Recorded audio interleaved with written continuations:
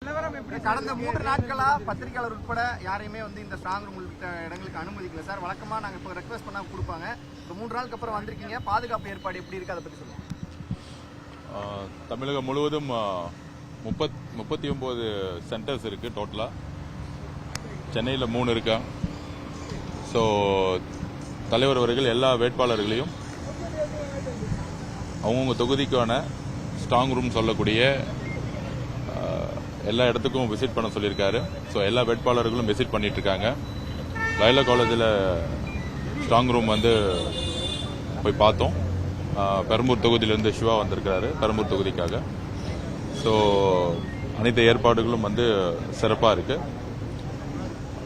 Counting டே அன்னைக்கு தகுந்த பாதுகாப்பு கொடுக்கணும். ஒவ்வொரு சுற்றும் நேர்மையான அடிப்படையில் என்னணுங்கிறது எங்களுடைய வேண்டுகோள். எலெக்ஷன் கமிஷன் அதை கேட்டிருக்கோம். லயோலா காலேஜை பொறுத்த வரைக்கும் எந்த பிரச்சனையும் இல்லை இது வரைக்கும். கவுண்டிங் அன்னைக்கு 2 சிஎம் கேண்டிடேட்டோட வாக்குகள் என்ன போறாங்க, அன்னைக்கு பரபரப்பான சூழலா இருக்கும். அன்னைக்கு என்ன கோரிக்கை தேர்தல் ஆணையத்துக்கு வைக்கணும்னு நினைக்கிறீங்க?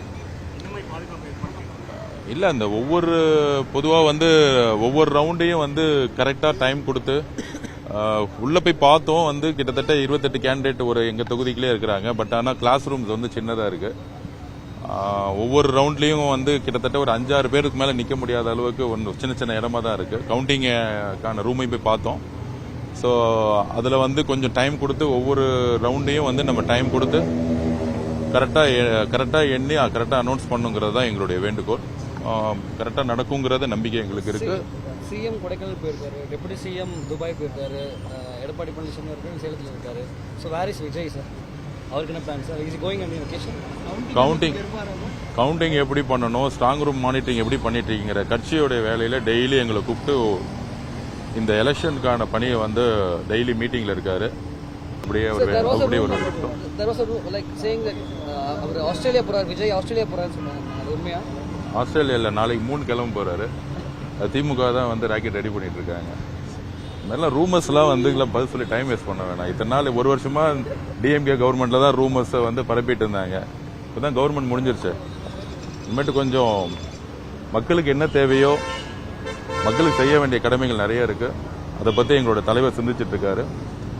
கட்சிக்கான பணியில் இருக்கிறாரு. கவுண்டிங் டே அன்னைக்கு என்னென்ன செய்யணுங்கிறத நேற்று தான் எங்களை கூப்பிட்டு எல்லாத்துக்கும் இன்ஸ்ட்ரக்ஷன் கொடுத்தாரு. எல்லா வேட்பாளர்களுக்கும் எங்க தலைவர் இன்ஸ்ட்ரக்ஷன் கொடுத்துட்டு இருக்காரு.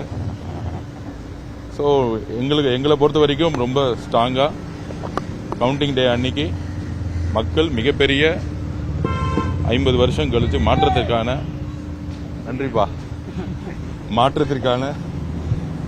ஒரு முடிவை கொடுப்பாங்க. டிவி டிபேட்ல உட்காந்து பேசிட்டு திமுக மாதிரி டைம் ஸ்பெண்ட் பண்ணுறதுக்கெல்லாம் எங்களுக்கு டைம் இல்லை.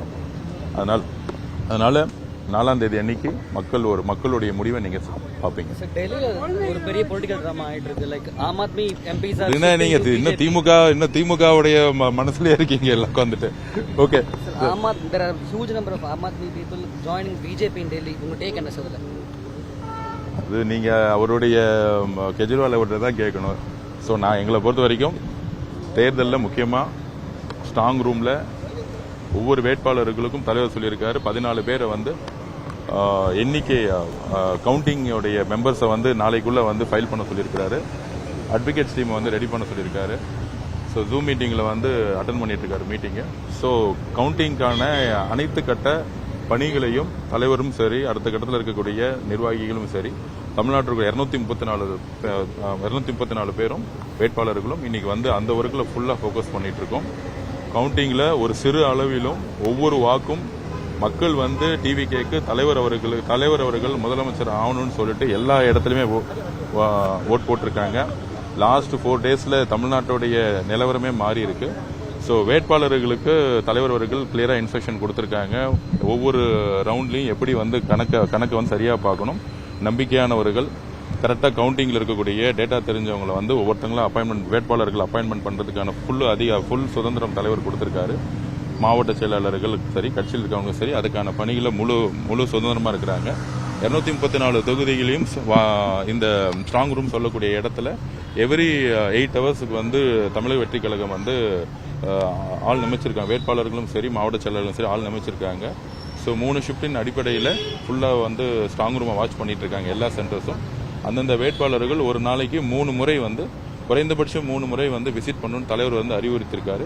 ஸோ அதற்கான பணிகள் வந்து எல்லா வேட்பாளர்களும் சரி எங்களுடைய கட்சியும் சரி அதுக்கான பணிகளை நாங்கள் தேர்தலின் கடைசி நேரத்தில் நடந்த சம்பவங்கள்லாம் பார்த்தீங்களா? கண்டிப்பாக கண்டிக்கத்தக்கது. தலைவர் அவர்கள் மாற்றத்திற்காக ஒரு ஜனநாயகத்துக்காக ஒரு அரசியலை எப்படி ஆரம்பிச்சாரோ அவருடைய வழியில எல்லா வேட்பாளர்களும் வீடு வீடா மக்கள்கிட்ட போய் சென்று இன்றைக்கு ஒரு பெரிய புரட்சியை உருவாக்கியிருக்க தமிழக வெற்றி கழகம் உருவாக்கியிருக்காங்க. கண்டிப்பாக அதோடைய ரிசல்ட் நாளை நினைத்து